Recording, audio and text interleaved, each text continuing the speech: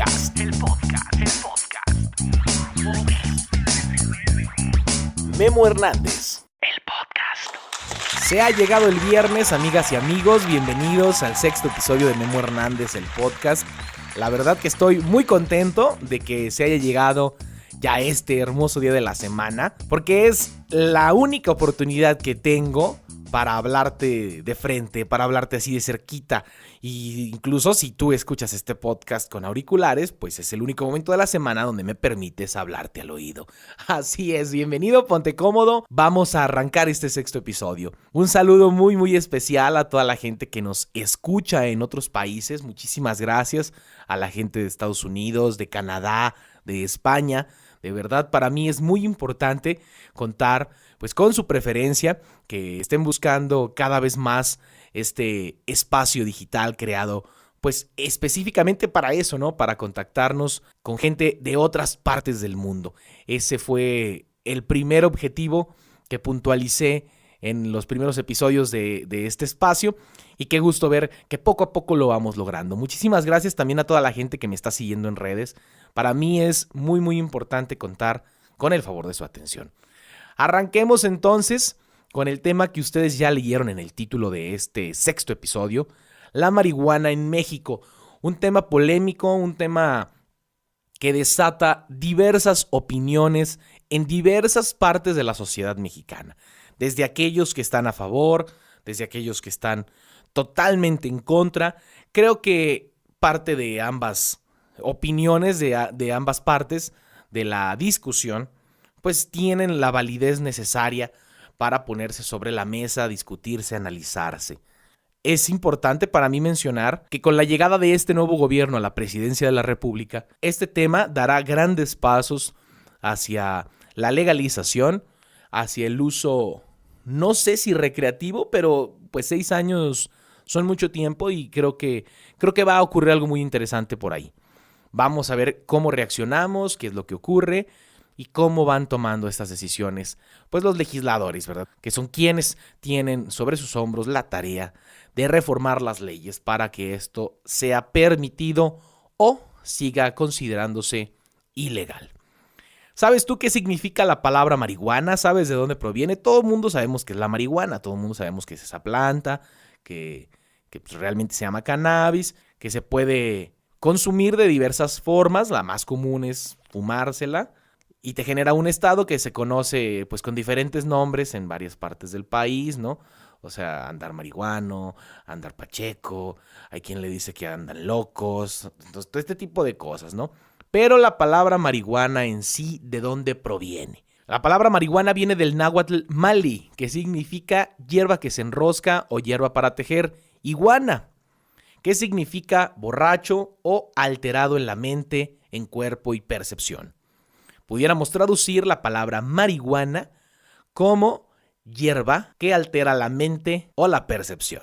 Siempre he sentido que la marihuana tiene mucha relación con México. ¿Por qué? Pues porque hay muchísimas cosas relacionadas desde hace muchos años.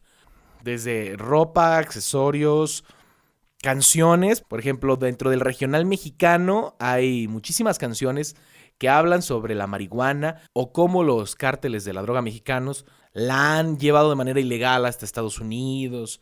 Incluso canciones también de rock hablando sobre esto. Es decir, ha estado presente en diferentes aspectos de la vida del mexicano, ¿no?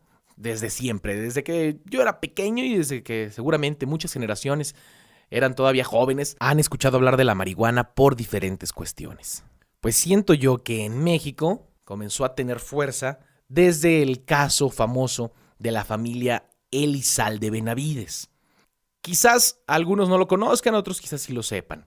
En esta familia se encuentra la niña Graciela, conocida como Grace, una niña de unos 9 años más o menos en la actualidad, que nació en Monterrey.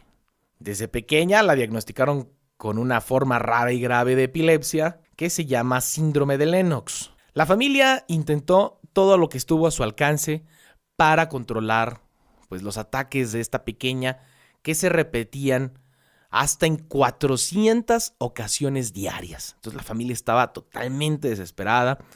Intentaron cirugías a través de las cuales redujeron el tamaño del cerebro cortando ciertas partes para que esto se controlara, cosa que no ocurrió. Entonces, ellos se percatan del uso de cannabidiol, que es un aceite derivado de la planta, para tratar este tipo de problemas en Estados Unidos. ¿Cuál es la situación aquí? Que ellos no pueden traer el medicamento hasta México porque en México está prohibido. Ojo, por eso la importancia de esta nota. No son personas intentando utilizar la marihuana de manera recreativa, que no tiene nada de malo, pero son personas que están tratando de traer un derivado de la marihuana a México para atender médicamente a su pequeña que sufre 400 convulsiones diarias.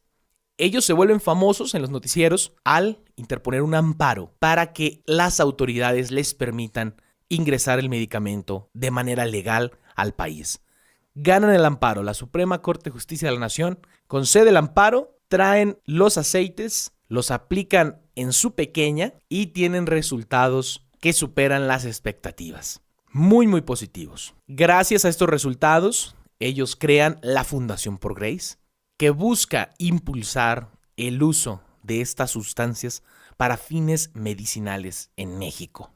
Algo muy similar a lo que pasó con la familia Elizalde de Monterrey es la Fundación Mamá Cultiva, una fundación sin fines de lucro que tiene por objeto agrupar a madres de niños con epilepsia refractaria, cáncer y otras patologías que no han encontrado una mejora con la medicina tradicional, buscando impulsar el uso de la marihuana medicinal. Mamá Cultiva, como lo acabo de mencionar, se dedica a reunir a las madres, pero no solo eso, su principal función es hacerlas que aprendan el autocultivo y cómo extraer los aceites de la planta para crear los medicamentos que sus hijos terminarán consumiendo. Obviamente, detrás de todo esto hay una preparación importante que les enseña a las integrantes de la fundación las cantidades que deben de tomar y todo este tipo de cosas. O sea, no es algo así como que ocurra de manera improvisada, ¿no? Para nada. Estas dos organizaciones están trabajando todos los días para que México dé el paso y los legisladores reformen las leyes para que la marihuana sea totalmente legal en México. Existen jurisprudencias al respecto, existe ya camino recorrido, pero todavía falta mucho, todavía falta bastante por hacer. ¿Quiénes son los que dicen que no? Aquellas personas que consideran que como sociedad todavía no podemos controlar la legalización de una droga como esta. Para entrar a hablar de las cosas negativas sobre el uso de la marihuana, tenemos que aclarar que el abuso en el consumo de cualquier sustancia es negativo para la salud. Lo mismo pasa con el alcohol, lo mismo pasa con los cigarros, lo mismo pasa con la comida, lo mismo pasa con absolutamente todo. El abuso es lo que genera tantos daños. Pero existen personas que consideran que en México no tenemos autocontrol y que el tener un acceso sencillo a la marihuana puede generar descontrol en nuestra sociedad. Se considera que se generarían más adictos, ya que sería fácil adquirirlo. Yo aquí considero que esto en parte es cierto, pero creo que es necesario que se difundan más ampliamente los resultados de las investigaciones generadas al respecto. Existe un congreso internacional sobre la marihuana organizado aquí en México, llamado Cana México. ¿Sabe usted quién es el principal organizador de Cana México? El expresidente Vicente Fox Quesada, y tiene desarrollo en el Centro Fox, que se encuentra en el estado de Guanajuato, en la casa del expresidente. Está enfocado a mostrar el potencial de la industria del cannabis en México, que busca conectar con actores relevantes y promover información sobre legalización, oportunidades de mercado, avances médicos, innovación y bienestar. Todo lo escuchamos en las noticias ahora que les quitaron la pensión a los expresidentes, pues que Fox se declaró pobre y que ahora tendría que enfocar sus esfuerzos a trabajar en la legalización de la marihuana para vivir de ello. Parece ser que las intenciones de Fox, además de que se legalicen, pues es hacer un negocio que le permita vivir, diría yo, de manera muy cómoda, ya que es una de las personas que tienen más trabajo al respecto aquí en el país. Entonces está muy avanzado. En cuanto la legalización ocurra, yo considero que va a ser de los primeros en producir y comercializar marihuana en este país. Es interesante que este tipo de cosas ocurran en México porque nos ayuda a que se disipen todas las dudas que todavía existen. Yo seré sincero con ustedes. Es mi opinión muy personal. Yo considero que los usos recreativos de la marihuana sí pueden generar todavía hoy en México algunos problemas que no tenemos. No estoy en contra de su legalización. Pero todos aquellos que afirman que con esto disminuirá la violencia en México es falso. La violencia que se genera por el narcotráfico en el país tiene muchísimos orígenes y es muy difícil controlarla. Entonces, ese punto está para mí descartado, totalmente ilógico incluso. Pero lo que es cierto es que el uso medicinal del cannabis ha mostrado resultados excelentes en diferentes casos por todo el mundo.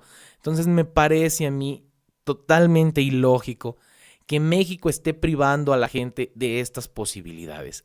Es ahí donde considero yo que deben iniciarse jornadas de investigación realizadas también por el gobierno y publicando resultados para que la gente lo sepa, para que la gente se quite ese tabú que se ha venido compartiendo de generación en generación. Ahí es donde yo considero la importancia. Además, por supuesto, aquella persona que consume marihuana de manera recreativa tiene que también tener garantizada su seguridad al momento de adquirir el producto. Hoy, la forma más común de adquirirla, pues es con algún vendedor del crimen organizado y esto pone en riesgo a las personas. Que se legalice el autocultivo y que las personas que así desean, que así lo deseen, pues tengan la posibilidad de generar sus plantas y de poder hacer con ellas y en su persona, pues lo que deseen, ¿verdad? Ojalá que ocurra. Ya existen, de hecho, en México tiendas especializadas para adquirir productos para el autocultivo. Recordemos que está prohibida la planta, pero no está prohibido todo lo que se usa para la planta. Por eso podemos ver que en todos lados se venden pipas, que se venden hojitas para forjar cigarros, maquinitas para forjar cigarros, moledoras, todo este tipo de cosas. Entonces ya hay gente que está apostando por esto, viendo obviamente que en un futuro es muy posible que se legalice el uso recreativo y medicinal obviamente en nuestro país. Ojalá que sea pronto y que se haga de una manera organizada y correcta. Que se logre informar a la población de los beneficios que estas modificaciones a las leyes traerían. Y que todo aquel debate que se suscite, pues sea para el bien y para el crecimiento de nosotros como sociedad. Pues no me extiendo más, de verdad muchísimas gracias por acompañarme en la sexta entrega de mi podcast.